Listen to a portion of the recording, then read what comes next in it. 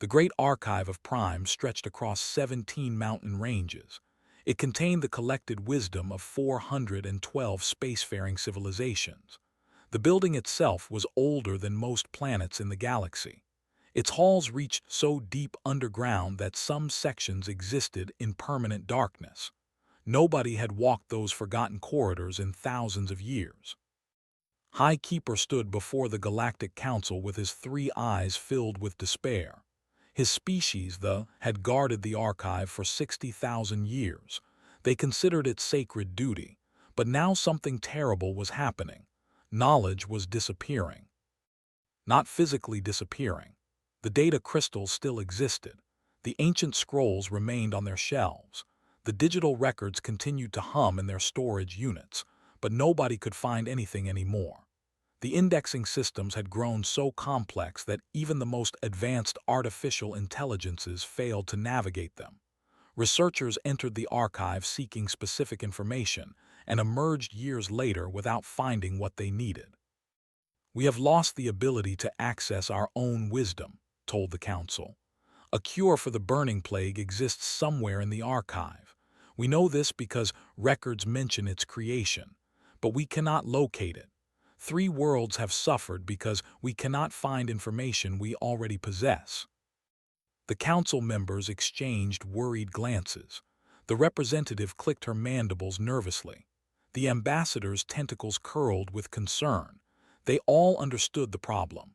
Their civilizations had contributed knowledge to the archive now that knowledge might as well not exist.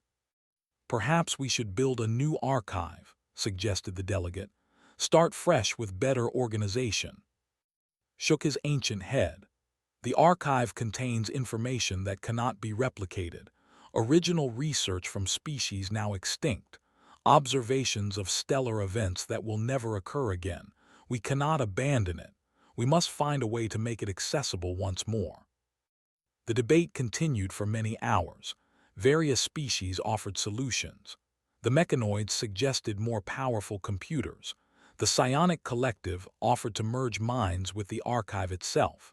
The crystalline beings proposed converting all information into pure light patterns. None of these solutions addressed the fundamental problem. Then a small voice spoke from the back of the chamber. It belonged to Ambassador Wei, representative of a species called humans. Humanity had joined the galactic community only 50 years ago. They were considered young and primitive by most standards. Their contribution to the archive was tiny compared to older civilizations. "On our world," said carefully, "we have people who specialize in exactly this problem. They are called librarians." Several council members laughed. The concept seemed absurd. Every civilization had workers who maintained their knowledge storage facilities. The archive employed thousands of such workers. How could human versions be any different? Remained calm despite the laughter. She had grown used to other species underestimating humanity. "Our librarians do not simply store information," she explained. "They study the science of organizing knowledge. They create systems that allow any person to find any information quickly. They understand how different minds search for things. May I suggest we bring a team of human librarians to examine the archive?" High Keeper considered this offer. His desperation outweighed his doubt. "We have nothing to lose," he admitted. "Bring your librarians, Ambassador. Let us see what they can do." 3 months later, a ship arrived at Prime carrying 12 human librarians. Their leader was a woman named Doctor. She had spent 40 years working in libraries on Earth. Her specialty was information architecture.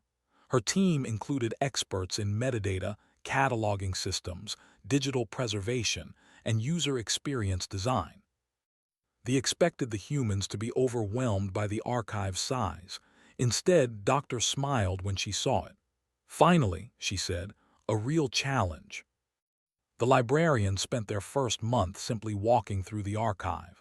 They took notes constantly. They spoke with researchers who used the facility. They examined the existing organizational systems. They studied how different species searched for information. What they discovered was fascinating. The archive had no unified system. Each civilization that contributed knowledge used their own organizational methods. They had tried to create master indexes, but these indexes had become so numerous that finding the right index was nearly impossible. There were indexes of indexes of indexes stretching back thousands of years. The problem is not the amount of information, Doctor reported to High Keeper. The problem is that you have tried to organize knowledge the way your species thinks. But 400 different species use this archive. They all think differently.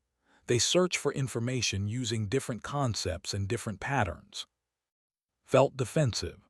We have served the archive faithfully for 60,000 years. And you have done remarkable work, Doctor said gently. But information science is not about faithful service.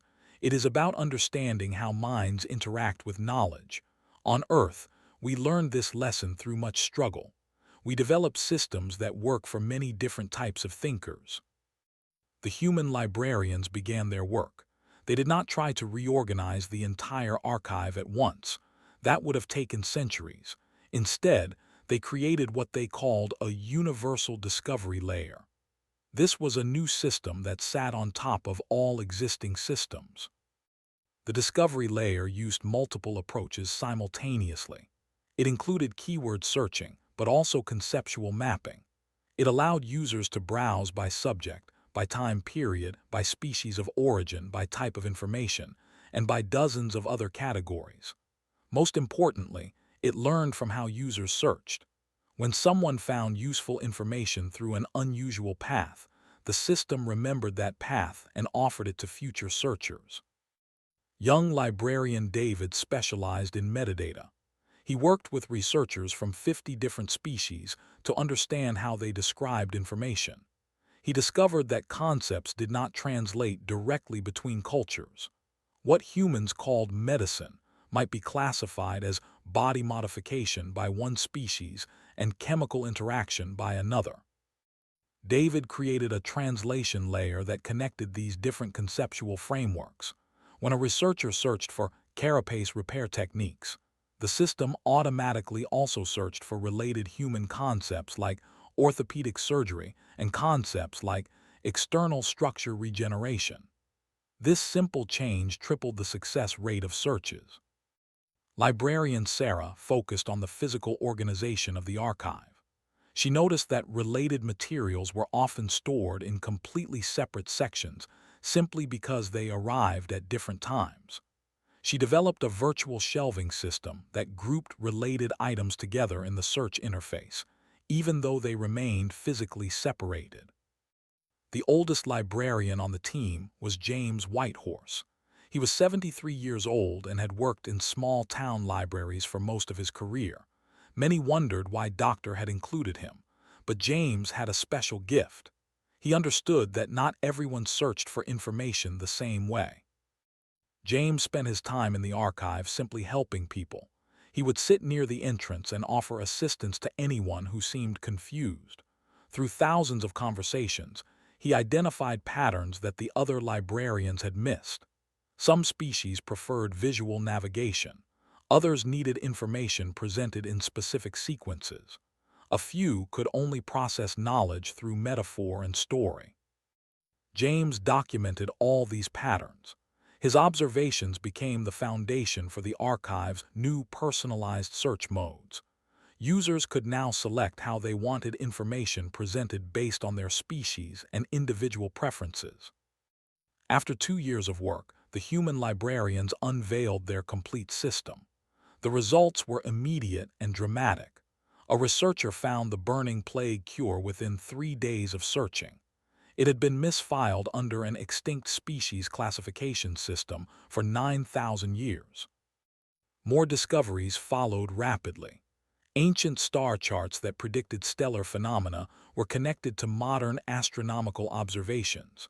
Medical treatments from species that had died out were matched with current diseases they could cure.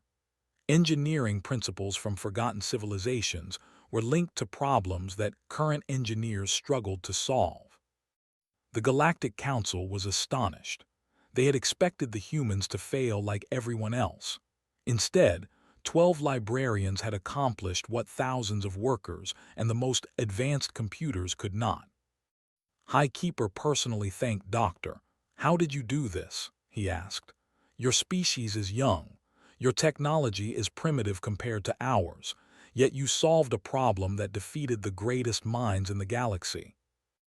Doctor considered her answer carefully. "Human history taught us hard lessons about knowledge. We burned libraries. We lost languages. We watched information disappear because we failed to organize it properly. These losses hurt us deeply. They made us passionate about preserving and sharing knowledge." She paused before continuing. "But perhaps more importantly, humans are generalists. We are not the species in any particular area. We cannot calculate like the mechanoids or remember like the... But we are good at bridging gaps between different ways of thinking. We had to be. Our own planet had thousands of different cultures and languages. We spent centuries learning to translate between them." The librarians' work changed the archive forever. Their system spread to other great repositories throughout the galaxy. Human librarians became highly sought consultants. Every major institution wanted their help organizing knowledge. Within a decade, humanity's reputation transformed completely. They were no longer seen as primitive newcomers. They became known as the species that taught the galaxy how to remember its own wisdom. Young humans traveled to distant worlds to train as information architects. The profession of librarian gained a prestige it had never held on Earth. Doctor returned to Earth as a hero, but she refused most honors offered to her. Instead, she established a school for librarians from all species. The school's motto was simple: "Knowledge has no value if it cannot be found." The 12 original librarians scattered across the galaxy, each continuing the work in their own way. David became the first human to hold a senior position at the archive itself. Sarah designed information systems for newly contacted species. James Whitehorse, despite his age, traveled to hundreds of worlds teaching the most important lesson he knew: every person searches differently, and every search matters. High Keeper lived for another 300 years. In that time, he watched the archive become truly alive again. Researchers found answers in hours instead of years. Knowledge flowed freely between civilizations. Discoveries that had been lost were found and applied to help billions of beings. Near the end of his long life, was asked what he considered the most important event in the archive's history. He did not mention its founding or any great donation of knowledge. Instead, he spoke of the day 12 human librarians arrived at Prime. "They reminded us," he said, "that storing knowledge is not the same as making it accessible. They showed us that true wisdom lies not in what we know, but in our ability to share what we know with others." The humans did not give us new information. They gave us something far more valuable. They gave us back everything we had already learned and forgotten how to find. The story of the human librarians became a legend told throughout the galaxy. It served as a reminder that sometimes the youngest species could teach the oldest ones. And it proved that the quiet work of organizing and sharing knowledge was perhaps the most important work of all.